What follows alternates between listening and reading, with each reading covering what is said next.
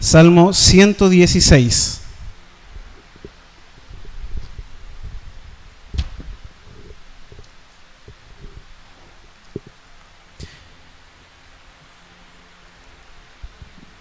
Lo pueden buscar en sus teléfonos, en sus Biblias, el Salmo 116. Y le vamos a dar lectura en el nombre del Señor. Si todos lo tienen, yo les voy a pedir que me digan amén. Amén, ya. Dice el Salmo 116: Yo amo al Señor porque Él escucha mi voz suplicante. Por cuanto Él inclina a mí su oído, lo invocaré toda mi vida. Los lazos de la muerte me enredaron. Me sorprendió la angustia del sepulcro. Y caí en ansiedad y la aflicción. Entonces clamé al Señor: Te ruego, Señor, que me salves la vida. El Señor es compasivo y justo. Nuestro Dios es todo ternura. El Señor protege a la gente sencilla. Estaba yo muy débil y Él me salvó. Ya puedes, alma mía, estar tranquila, que el Señor ha sido bueno contigo. Tú me has librado de la muerte, has enjugado mis lágrimas, no me has dejado tropezar. Por eso andaré siempre delante del Señor en esta tierra de los vivientes. Aunque digo, me encuentro muy afligido, sigo creyendo en Dios. En mi desesperación he exclamado: todos son unos mentirosos. ¿Cómo puedo pagarle al Señor por tanta bondad que me ha mostrado?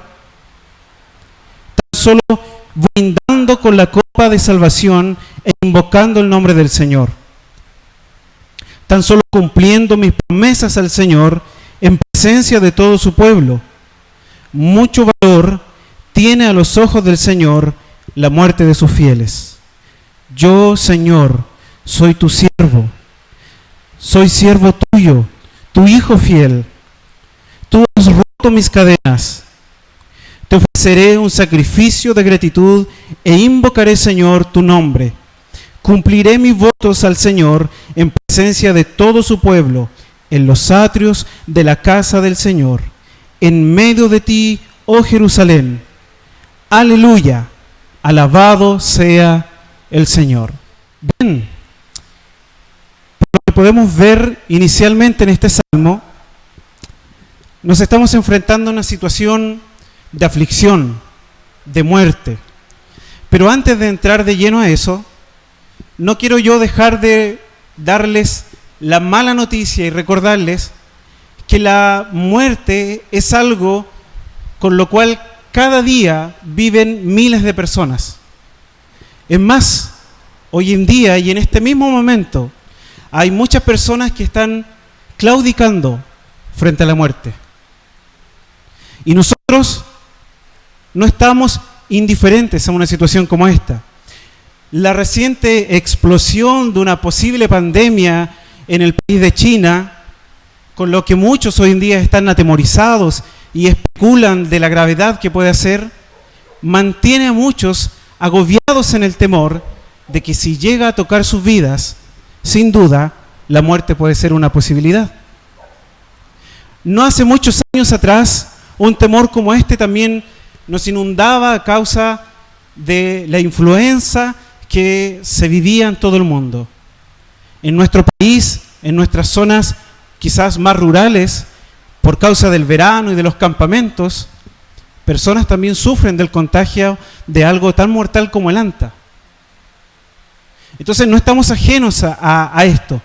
Muchas veces nos hemos tenido que enfrentar a esta situación a causa de una noticia como una enfermedad, como un cáncer. De esta forma le ocurrió a la señora Erica Williams de Toronto, Canadá. Cuenta una historia. Ella había perdido 3 años antes un ovario por causa de un cáncer. Pero ya en esta oportunidad llevaba 4 meses de un embarazo y el ovario que aún permanecía en su cuerpo nuevamente era cancerígeno. Entonces, la doctora a quien atendía su embarazo se presenta ante ellos y le dice, no la muy grata noticia de que solo tienen dos opciones: operar a esta mujer para salvar su vida del cáncer, pero perder el bebé, o continuar con ese peligroso embarazo en medio del cáncer, permitiendo que ese bebé naciera, pero arriesgando de esta manera la vida de esa madre. Ella, Erika, junto a su esposo, pareja, Robert, al recibir esta noticia se pusieron muy pensativos y sin duda alguna que sus rostros se llenaron de angustia. Por un momento guardaron silencio, se miraron entre sí y le dijeron a la doctora, ¿cree usted en Cristo? Sí, respondió ella. Entonces sigamos adelante con el embarazo y esperemos en el Señor, dijeron. Para nuestra grata noticia, ese embarazo terminó en buen término, nació ese bebé y más aún, ese cáncer desapareció. Quizás todos nosotros hemos tenido en algún momento que enfrentarnos ante muchas dificultades que nos presenta la vida y tomar decisiones complejas como esta, donde había que salvar la vida de un bebé, exponiendo la vida de una madre, o salvar la vida de una madre, exponiendo la vida de un bebé. Sin duda alguna que es una decisión traumática que puede llevarnos a nosotros y no debe hacer otra cosa que llevarnos a nosotros a reconocer nuestra debilidad frente a este gran enemigo, que es la muerte. Y así, de esta manera, este salmo, de alguna manera, intentará hablarnos de nuestra debilidad que cada día se para frente a nuestros ojos, la cual vemos de una u otra manera, en nuestra familia, en nosotros mismos, en compañeros de trabajo, en nuestro barrio, universidades, trabajos, etc. Quizás no por un cáncer, quizás no por una enfermedad, quizás por cualquier situación inesperada. Pero la pregunta inicial con la que podemos a lo mejor comenzar a reflexionar en este salmo es, ¿cómo nos podemos enfrentar a una situación de angustia como tal? ¿Qué camino debemos tomar? ¿Qué camino tomó el salmista? El salmista, podemos entrar ya en los versos a analizar un poco la situación en la que se encontraba para ponernos en contexto. Él dice que los lazos de muerte lo habían enredado. Dice que en el verso 3, si usted puede seguir con su vista, la angustia del sepulcro lo había sorprendido. Él usa palabras como ansiedad, usa palabras como aflicción. Él dice en el verso 6 que estaba muy débil. La versión Reina Valera lo traduce como postrado. Él estaba en cama. Su situación particularmente era compleja. El verso 8 dice que habían lágrimas en sus ojos. Por lo tanto, la angustia que él estaba viviendo no era una angustia menor, pasajera, porque quizás había sacado una mala nota en el colegio o en la universidad, o porque a lo mejor había cometido un error en el trabajo. Era algo mucho más profundo que eso. Había algo que lo angustiaba totalmente. Pero el salmista nos va a enseñar en estos primeros versos que en medio de las aflicciones de la muerte, la oración debe ser nuestro fiel compañero. Verso 1 dice, yo amo al Señor, ¿por qué? Porque Él me escucha. El salmista en medio de su aflicción comprende que él debe ir al Señor que escucha, porque no hay nadie más en esta vida que pueda oír nuestras oraciones en medio de la aflicción. Él dice que mediante la oración el Señor escucha nuestras súplicas. El verso 2 nos enseña que el Señor inclina su oído Por eso dice que Él invocará su nombre toda su vida. Por lo tanto, podemos entender y aprender de estos primeros versos que en medio de la angustia en la que se encontraba este salmista, él comprende que invocar el nombre del Señor, él comprende que escuchar su voz es algo que el Señor hace. Por lo tanto, nosotros notamos que mediante la oración podemos encontrar a alguien que nos oye en la adversidad y en el dolor, en la aflicción, sea cual sea. Este salmo pareciera ser que fue escrito en los tiempos donde se celebraba la Pascua, muy antiguamente a los salmos de David. Y en estos tiempos de Pascua se recordaba con estos salmos, se cantaba la liberación de parte del Señor. Y en este caso nosotros debemos recordar que el pueblo de Israel estaba rodeado por ídolos, en el cual la Biblia nos enseña de que eran dioses que tenían oído, pero que no escuchaban. Probablemente sus oídos podían ser vistos por el tallado en la madera, por el tallado en la piedra, pero no cumplían su función. Ellos no podían escuchar. Pero en medio de la aflicción, el salmista dice que la oración debe ser nuestro fiel compañero, porque el Señor a quien oramos es quien escucha nuestras súplicas.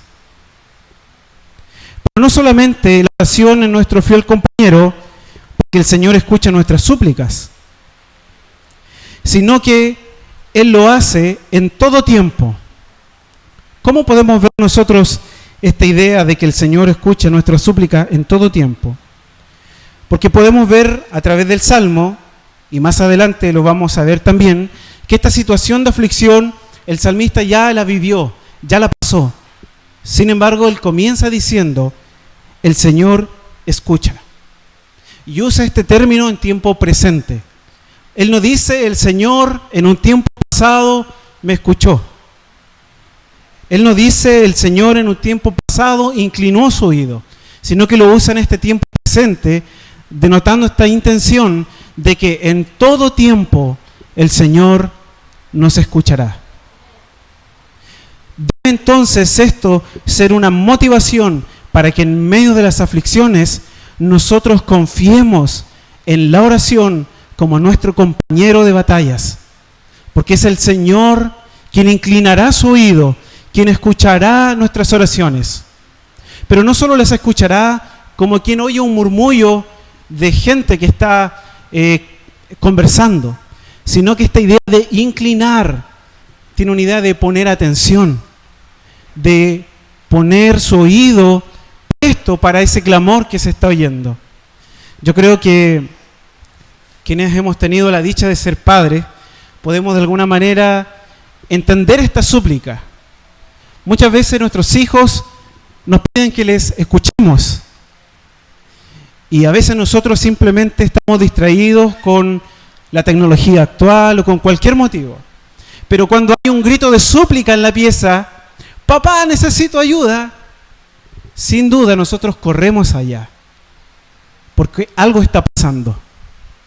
Normalmente son accidentes, o como en el caso de nuestras hijas, alguna hormiga que ellos dicen una araña. Pero la intención de esto es entender de que Dios escucha nuestras oraciones. Por eso es importante que en medio de la aflicción, la oración sea nuestro fiel compañero. ¿Por qué? Porque el Señor escucha, porque Él escucha en todo tiempo, incluso en los momentos más difíciles. El versículo 3 dice que los lazos de muerte enredaban al salmista, que lo sorprendió la angustia del sepulcro y él estaba en completa aflicción y ansiedad. Y Dios en ese momento no lo abandonó. A veces nosotros sentimos que en los peores momentos de nuestra vida es cuando se conocen a los verdaderos amigos. Esa es lo que el mundo cree, eso es lo que nosotros muchas veces también creemos. Porque cuando estamos más mal y cuando necesitamos más a esas personas que amamos y que dicen amarnos, no están. Si no, pregúntenselo a aquellas personas que por alguna razón han ganado una fortuna y después quedan sin nada en los bolsillos. Todos los que algún día estuvieron con él o con ella ya no están. El salmista entiende de que en esta aflicción y en este momento doloroso, él sí puede contar con el Señor. Por eso ora y suplica a él. Y en el verso 4 él exclama y dice: entonces clamé al Señor. Te ruego, Señor, que me salves la vida. Yo no sé si alguno de nosotros se ha encontrado en una situación de aflicción tan profunda en que hayamos clamado al Señor en nuestra habitación, en nuestra intimidad, y hayamos dicho: te ruego, Señor, que me salve la vida. Pero si tú o yo no nos hemos enfrentado a una situación como esta, y quizás la vamos a tener que enfrentar en algún momento, déjeme decirle que en esos tiempos la oración debe ser su fiel compañero. Clamar al Señor debe ser su única alternativa, porque Él le escuchará, porque su oído estará atento, porque su voz será oída por el Señor. Clamar al Señor en los tiempos de adversidad debe ser lo que nosotros debemos hacer. Yo les pregunto en esta hora: ¿hay debilidad en su alma? ¿Aflicción en ella? Clame al Señor. ¿Está pasando por una situación angustiante, alguna enfermedad que lo pueda estar acogiendo? Clame al Señor. ¿Siente que lo único que hay por delante es la muerte? Clame al Señor, porque Él le escuchará. Pero no solo eso, no solo debemos enfrentar la aflicción con oración, sino que debemos afrontar la aflicción con confianza. ¿Por qué razón? Verso 5. ¿Qué dice el verso 5? El Señor es compasivo y justo. Nuestro Dios es todo ternura. Qué bonito la forma en que se traduce este texto, ¿cierto? ¿Alguna vez ha pensado que el Señor es tierno? Porque compasivo sí lo sabemos, justo también, pero tierno, amoroso. Entonces, en medio de la aflicción de la muerte, podemos confiar en la oración para acercarnos a Dios, pero también debemos confiar en el Señor, porque Él es quien salva y Él es quien da descanso. Verso 5 dice que Él es compasivo y justo. Siempre que clamamos al Señor en momentos de angustia, lo hacemos porque Él ha mostrado que es misericordioso. Podemos confiar en el Señor y acudir a Él en momentos de angustia, porque no es porque el Señor nos deba algo, sino porque el Señor es misericordioso. Él es compasivo, dice el salmista. Por eso podemos acudir a Él y confiar en Él y confiar que Él nos puede salvar. Porque Él también es justo. La idea de que Dios es justo es que Él es veraz y que Él las promesas que ha hecho las cumplirá. Esa es la idea de que Dios es justo. Dios ha prometido ser nuestra paz en medio de las adversidades. Y es por eso que podemos acudir a Él y clamar a Él salvación, porque Él es compasivo y justo y Él es todo ternura. Pero el verso 6 también nos dice que podemos descansar en el Señor, que podemos acudir a Él en confianza porque Él nos salvará, porque Él protege al sencillo y porque Él salva al débil. Notemos que la situación del salmista no es de fortaleza. Él está pasando una situación en la que dice que está debilitado, postrado, angustiado, pero él puede confiar en esos momentos en el Señor, porque dice: Él me salvó. Por lo tanto, nuestra confianza en el Señor no es solo por su misericordia, porque Él es justo y cumple su palabra, porque Él es tierno y compasivo con nosotros, sino que también podemos confiar en Él porque Él es el que salva. Porque no hay en otro salvación a nuestras angustias. También podemos confiar en el Señor, no solo porque Él salva, sino porque Él nos da consuelo, descanso y nos da bien. El verso 7 dice: ya puedes, alma mía, estar tranquila, que el Señor ha sido bueno contigo. El Señor nos da descanso, el Señor nos da bien. Dice que Él ha sido bueno con nosotros. Alma mía, ya puedes estar tranquila, dice el salmista, porque ha encontrado confianza en el Señor que salva. Es como lo que dice el Salmo 42:5. ¿Por qué te abates, alma mía? ¿Ha leído usted ese texto? Espera en Dios, porque aún he de alabarle, salvación mía y Dios mío. El salmista clamó al Señor y halló salvación, y pudo decir: descansa, alma mía. ¿Estás buscando salvación? ¿Alguna de tus angustias?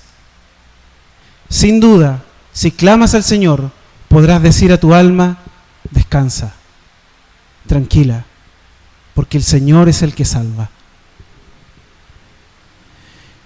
El alma angustiada del salmista es invitada ahora a entrar en un estado de paz, pues el Señor ha oído y ha respondido el clamor. Sus sentimientos, sus emociones, su agitado corazón puede entrar ahora en calma, porque el Señor se ha hecho cargo. El débil ha encontrado refugio en el fuerte. Los lazos de muerte que lo rodeaban ya no están. Y el verso 9, si me acompaña con su vista, dice que Él ahora andará delante del Señor en la tierra de los vivientes. De lazos de muerte a caminar en la tierra de los vivientes. ¿Cuántas veces nosotros le hemos hablado a nuestra alma en medio de un clamor? ¿Ha hecho usted el ejercicio, quizás como decimos en nuestra jerga más actual, de decirse a sí mismo: oye mismo, descansa, porque el Señor es nuestro socorro? Entonces, debemos nosotros confiar en la provisión del Señor y entender que, si bien es cierto, tenemos la responsabilidad de perseverar en oración en medio de las aflicciones, confiar que en esa perseverancia Dios nos preservará. No por causa de la oración, sino por causa de su compasión y su misericordia. A nosotros nos toca el perseverar en la oración, y Dios hará la tarea de preservarnos en la aflicción. Vemos ahora nosotros, en el verso 12, una pregunta que hace el salmista luego de toda esta situación de aflicción en la que se encontraba, donde él clama al Señor, donde él descansa en el Señor, y al encontrar descanso y salvación, él dice: ¿cómo puedo pagarle al Señor por tanta bondad que me ha mostrado? Yo no sé si usted alguna vez, en su gratitud con la bondad del Señor, se ha hecho esta pregunta: ¿cómo podemos pagarle al Señor tanta bondad? Yo creo que sí. De una u otra manera, si usted está aquí comprendiendo de lo que Dios le ha rescatado, entonces ha sentido la necesidad y se ha sentido deudor del Señor. Y aunque, si bien es cierto, no existe forma de pagar ni precio por el cual nosotros podamos pagar la bondad del Señor, sí podemos seguir algunos consejos del salmista para vivir agradecidos cuando Él nos ha rescatado de esta aflicción de muerte, nos ha rescatado de esta situación angustiante y nos ha dado su bondad. Entonces yo quiero invitarles a que vayamos viendo los versos del 13 en adelante para ver cómo nosotros podemos pagar, o más que pagar, es agradecer al Señor por tanta bondad. Porque vemos que el salmista ahora ya no está lleno de debilidad y angustia, sino que el Señor ha transformado su llanto en canción, su debilidad en fuerza. Él ahora ya no está postrado, sino que está de pies. Vemos nosotros que Él dice que en presencia de la congregación del pueblo, Él guardará los votos. Por lo tanto, Él ha salido ahora de este estado angustiante. El Señor lo ha rescatado de ese lugar. El salmista ha pasado de una profunda angustia a una inmensa gratitud. De esta forma vemos que el salmista se desborda en gratitud al Señor, pues Él le ha sacado del camino más oscuro en el que ha estado pasando. Ese camino del cual habla el Salmo 23, ese valle de sombra y angustia, ese día malo del cual habla Efesios. El salmista ha sido librado. Entonces Él ahora está agradecido. Él ahora quiere vivir para ese Señor que le ha rescatado de esta situación angustiante.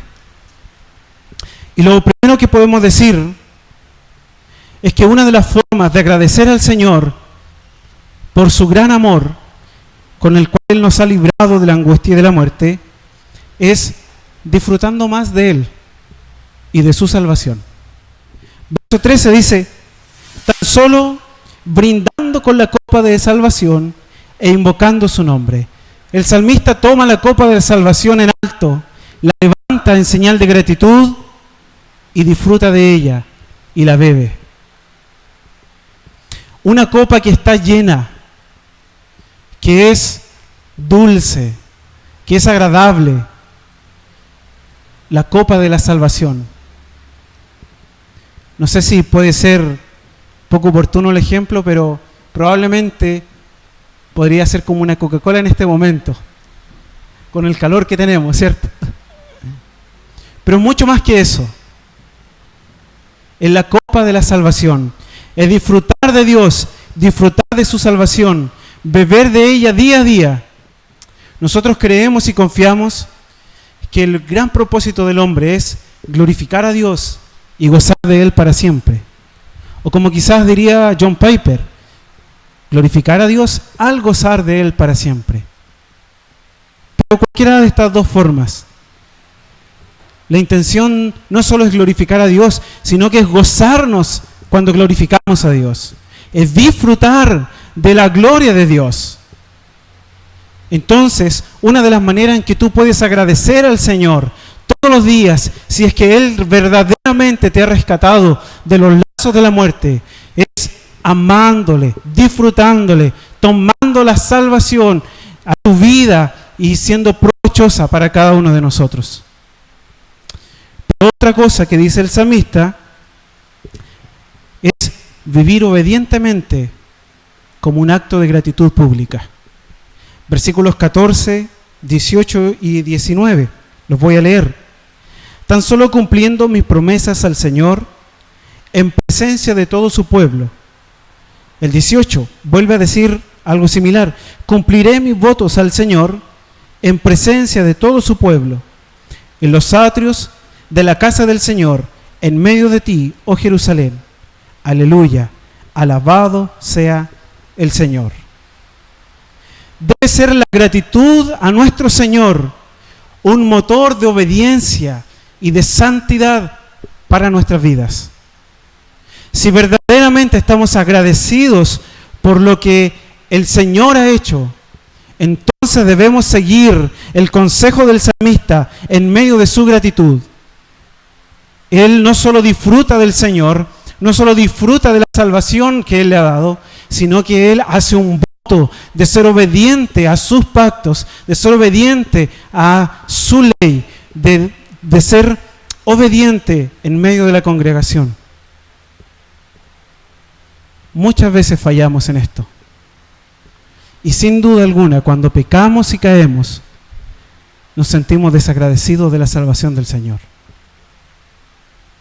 Pero debemos nosotros hacer votos de obediencia, de santidad, de cumplir en medio del pueblo, dice el salmista, en medio de la congregación, una vida que agrada al Señor, no para buscar su beneficio, no para buscar su misericordia, sino porque la hemos recibido por gracia. Algunos dicen que el Nuevo Testamento es gracia, que el Antiguo Testamento es ley. Pero nosotros vemos en este salmo el Evangelio y la gracia del Señor. La gracia de Dios está en todas las Escrituras, desde el Génesis hasta el Apocalipsis, y su ley también. Pero el salmista no hace un voto y un pacto de obediencia para poder ponerse por sobre sus hermanos, ni tampoco para poder ser mejor, ni para transformarse en un fariseo y menospreciar la desobediencia de los otros, sino que él lo está haciendo como un acto de gratitud. La religiosidad nos dice, obedece al Señor para que puedas alcanzar su favor y bondad. Pero el Evangelio nos dice, obedece al Señor porque Él gratuitamente te ha dado su favor y su bondad. Y eso es lo que está haciendo el salmista, haciendo un pacto de obediencia, de guardar la ley del Señor, de cumplir sus votos en presencia y a la vista de sus hermanos, como una muestra pública de la gratitud por la salvación que Dios le ha dado. Yo le pregunto, ¿por qué usted obedece al Señor? ¿Lo hace por gratitud o lo hace para conseguir algo de parte del Señor? Examinemos nuestros corazones a la luz de estos versos. También, no solamente al disfrutar de la salvación de Dios, no solamente al vivir obedientemente, podemos nosotros agradecer al Señor, sino que reconociendo nuestra posición delante de Dios. El verso 16 dice, yo, Señor, soy tu siervo, siervo tuyo, tu hijo fiel, tú has roto mis cadenas. El salmista pone en evidencia todo lo que él ha hecho para salir de esa situación. Y no es nada más que permanecer como siervo, como esclavo. Hoy en día esto es muy importante porque pareciera ser que dentro de la iglesia lo que más se busca cada día es una posición delante del pueblo cristiano. Ser siervo no está de moda. Hoy día está de moda ser apóstol. Está de moda ser profeta. Hoy día está de moda ser obispo. Quizás ya no tanto acá en Chile porque hay algunas yayitas ahí, pero está de moda tener una posición. Pero ¿quién busca ser esclavo? Sobre todo en medio de una generación que ya no existe la esclavitud desde esta perspectiva de la Biblia. Sería impensado decir que alguien desea ser esclavo.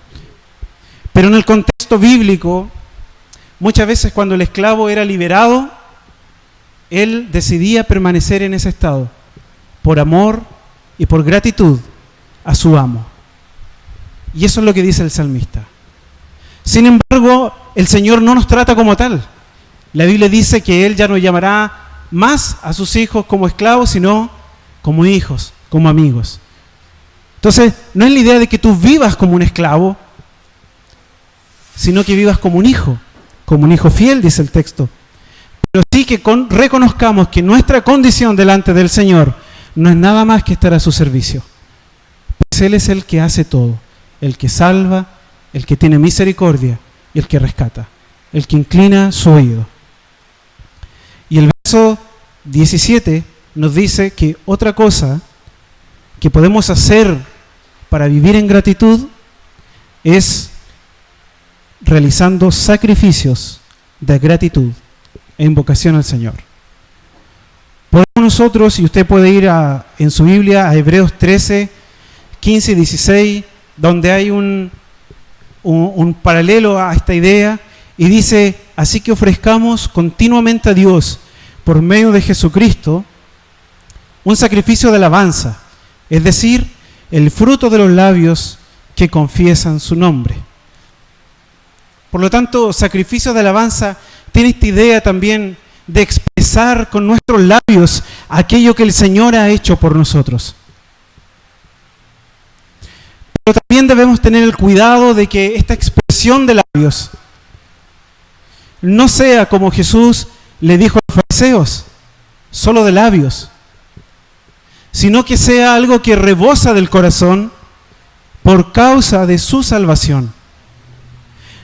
Tenemos que entender esto y este sacrificio de gratitud y de alabanza a la luz de este texto. El salmista disfruta al Señor, disfruta la salvación del Señor, vive obediente como gratitud. Por lo tanto, se reconoce a sí mismo como un esclavo, como un siervo, como alguien que es un siervo inútil. Y debido a eso, eleva alabanzas al Señor. No es porque él reconoce su superioridad moral, no es porque él considera que guarda la ley de manera perfecta e intachable, no es una honra solo de labios, es porque hay una gratitud en el corazón. Pero en Hebreos también nos da otra idea y dice que no se olviden, el verso 16, de hacer el bien y de compartir con otros lo que tienen, porque esos son los sacrificios que agradan a Dios. Es un sacrificio compartir con otros lo que el Señor nos da. Quizás sus misericordias, su perdón, puede ser, pero cuando nos tocan por aquí y volvemos a hacernos una pregunta. Durante el mes que va, ¿cuánto de lo que el Señor nos ha dado lo hemos compartido con otros? Entonces, estos puntos que hemos visto como un medio de gratitud no solo nos sirven para enseñarnos cómo debemos agradecer a Dios, sino que para examinarnos qué tan agradecido de Dios estamos viviendo. Porque debemos confiar que en medio de la aflicción Dios inclinará su oído y salvará nuestras vidas. Pero nosotros debemos entonces hacer un voto de gratitud al Señor por su obediencia, por su salvación, perdón. Hay una historia en la Biblia que nos habla de que el Señor sanó a 10 leprosos, de los cuales solo uno volvió agradecido. Nosotros debemos comprender cuán gran amor el Señor ha tenido con nosotros. Esta idea del verso 1, donde Él dice, yo amo al Señor porque Él escucha mi voz suplicante, es la misma idea que nos enseña el Nuevo Testamento cuando dice, nosotros amamos a Dios porque Él nos amó primero. Entonces, para concluir, el salmista pasó todas estas aflicciones de las cuales él fue librado, pero él en algún momento volvió a experimentar la muerte física. Y en esa ocasión tuvo que pasarla, si no probablemente podríamos ir a conocerlo y estaría todavía vivo, pero no es así. Hubo también alguien que igualmente fue afligido hasta la muerte, pero no por los estragos de una enfermedad, no por los estragos de su pecado, sino que por los estragos de mis pecados y de los tuyos. Y esta aflicción a él sí lo llevó a la muerte, y fue una muerte de cruz. E igualmente él tomó una copa, pero no estaba llena de salvación. Era la copa de la ira de Dios. De la ira de Dios por causa de nuestros pecados. Él igual clamó al Señor, pero fue abandonado. No hubo quien inclinara su oído. Y la muerte cayó sobre él. Sin embargo, en el caso del salmista, él murió. Pero a este varón la muerte no le pudo retener.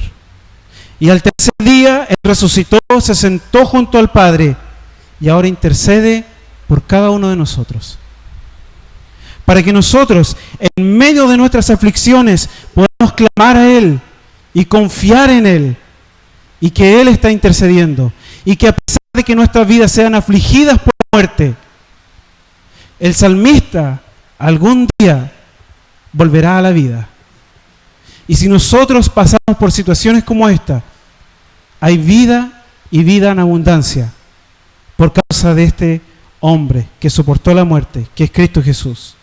Si Cristo ha hecho tan inmensa obra para librarnos de la muerte, si Él nos ha librado de los pecados más oscuros de nuestra alma y de nuestras aflicciones, no podemos hacer menos que tomar esto como un motor de gratitud para vivir en obediencia y en santidad y seguir el consejo de este salmo, disfrutando cada día de Él y de su salvación, viviendo en obediencia públicamente y también privadamente, reconociéndonos a nosotros como débiles y siervos, que lo único que hemos hecho es obedecer a nuestro Señor y realizando sacrificios que agraden al Señor.